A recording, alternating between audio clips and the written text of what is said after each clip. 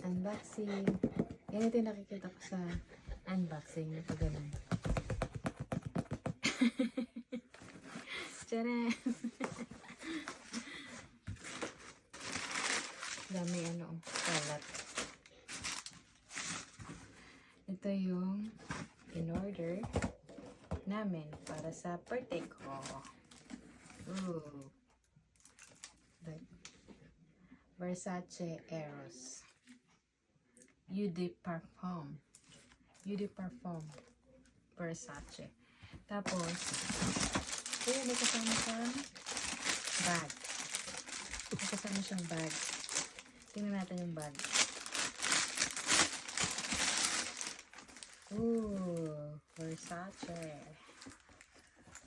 Para na tayong si Vice Ganda. May Versace.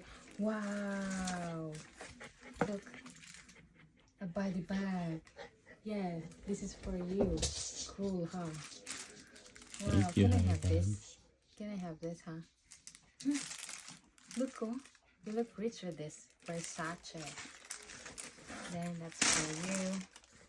And then, oh, my freebie. Wow. Ang dami freebie. Yeah, ang dami mong freebie. Yeah, it's for you, Nick. Ang dami yung mga sampler, oh. Ano to? Perry Ellis.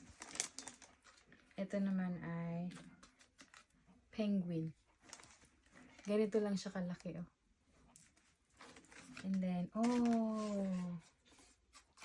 look, Lacoste sampler. Para, nagpapadala sila ng mga freebies na ganito para maamoy mo. And then, bumili ka.